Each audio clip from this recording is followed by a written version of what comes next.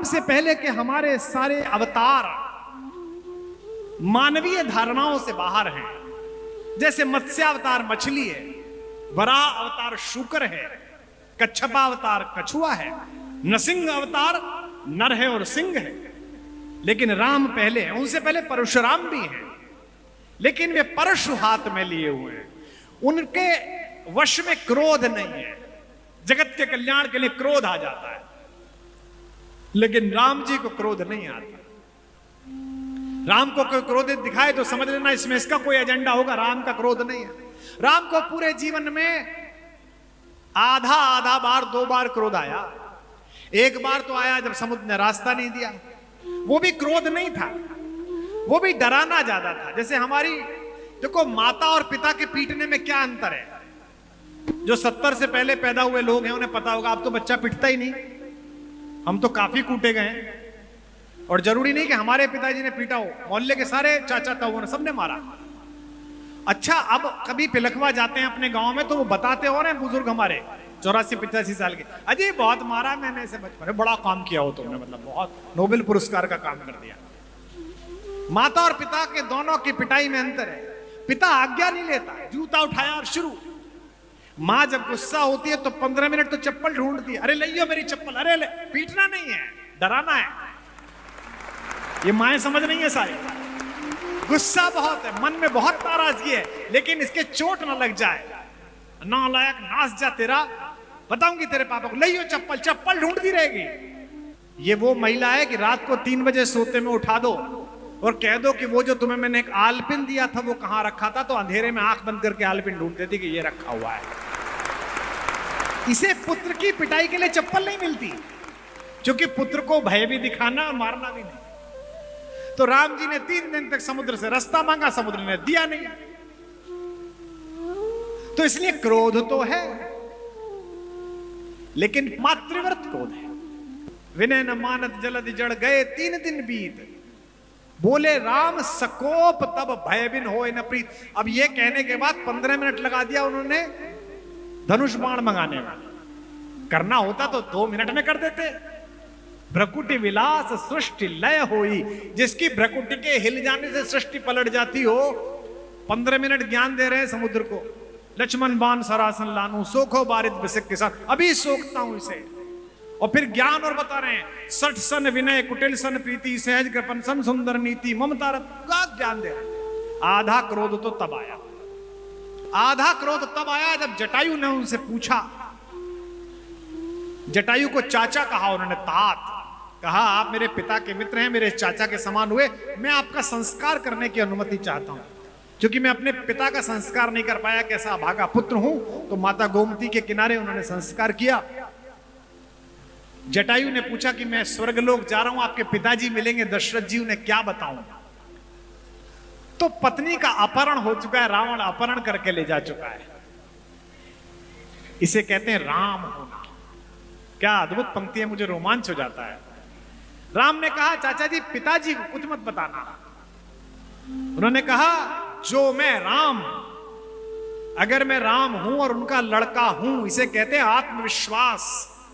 किधर रावण गया है पता नहीं, रावण कितना शक्तिशाली है पता है, बीच में समुद्र है पता है, सेना है नहीं, सुग्रीव मिला नहीं है, लेकिन राम का आत्मविश्वास देखिए, मेरे भगवान का, मेरे मर्यादा पुरुषोत्तम का। जटायु से कहते हैं, चाचा जो मैं राम, अगर मैं उनका लड़का हूं तो आप उन्हें कुछ मत बताना, कुल सहित खानदान सहित कहाई दशानन आए। रावण खुद स्वर्ग में जाके उनको बताएगा कि वो क्या बदतमीजी करके आया। इसे राम कहते हैं। इसलिए राम एक ऐसे पात्र हैं जो आपके घर में प्रतिपल मिल सकते हैं।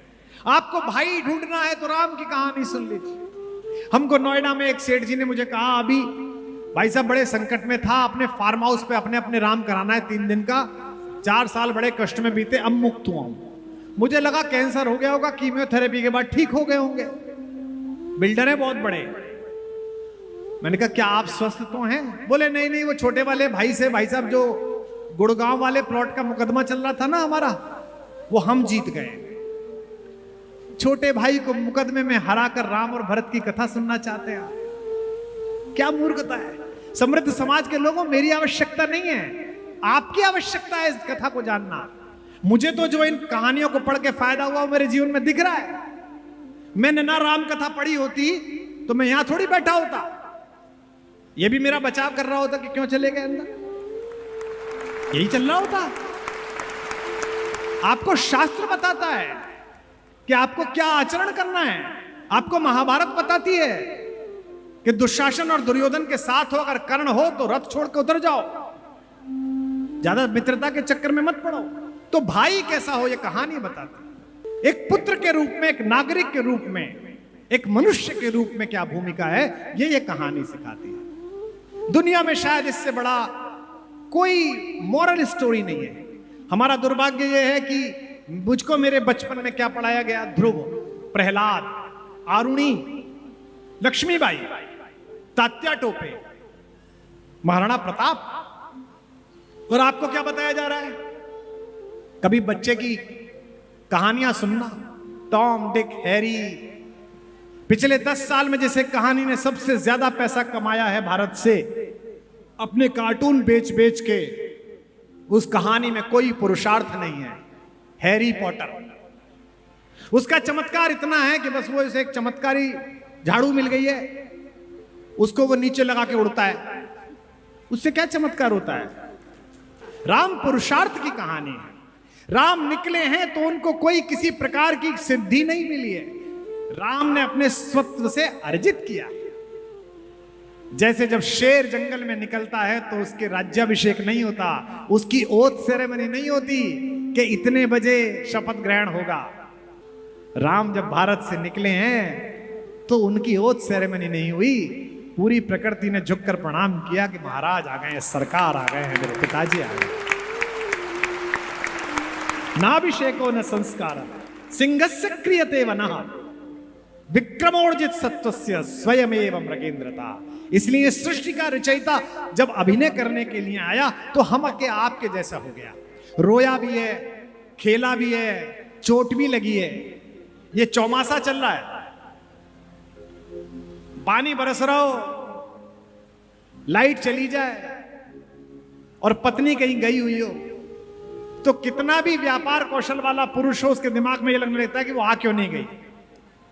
मेरे पिताजी 87 वर्ष के हो गए, 87 साल। उनकी विवाह को हो गए हैं 58 साल। 19 साल की आयु में उनकी शादी हुई। वो 1 घंटे में माताजी पिताजी 60 मिनट होते हैं, वो लगभग 120 बार लड़ते हैं दोनों। और अगर 15 मिनट के लिए मेरी माताजी चली जाएं तो वो 30 बार पूछते हैं तेरी मां नहीं आई। अभी एक दिन मेरी माताजी कहीं चली गई, मुझसे कह रहे थे, मैं कुछ पढ़ रहा था, मुझसे 10 मिनट में 10वीं बार पूछा, अरे तेरी मां नहीं आई। मैंने कहा जी तब तक मुझसे लड़ लो।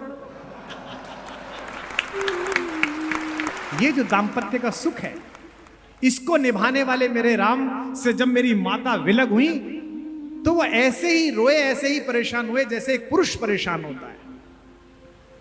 पशु पक्षी से पूछने लगे, हे खगमृग, हे मधुकर श्रेणी, तुम देखी सीता मृग नैनी। चातुर्मास में अपने छोटे भाई से कहते हैं, आकाश में बादल गरज रहे और मुझे डर लग रहा है। किसको डर लग रहा है? तीनों लोकों के स्वामी को, जिसने जगत बनाया है। गण घमंड नभ गरजत घोरा, प्रिया विहीन मन डरपत मोरा। इसीलिए मैं सदा कहता हूं, इस जगत को देखने की दृष्टि भी राम है और इस जगत के दृष्टा भी राम है। इस समस्त सृष्टि के रचयिता सृष्टा भी राम है और इस जगत की एक सृष्टि मनुष्य के रूप में वे भी राम है। एक सफेद रंग की कब्रगाह है जहां 2 लोग लेटे हुए हैं, एक बादशाह, एक उसकी बेगम। सुंदर बिल्डिंग है, अच्छे लोगों ने बनाई है। मैं उन कारीगरों को प्रणाम करता हूं जिनके कौशल का नमूना है वो। कहते हैं ये प्रेम का प्रतीक है। अजीब बात है, मुझे तो यह संयोग नहीं मिला कि मैं देश की नीति का निर्धारण करूं। कभी ऐसा संयोग पड़ गया और मुझसे कहा गया इस राष्ट्राध्यक्ष को घुमा के लाओ, तो मैं उसे आगरा नहीं ले जाऊंगा।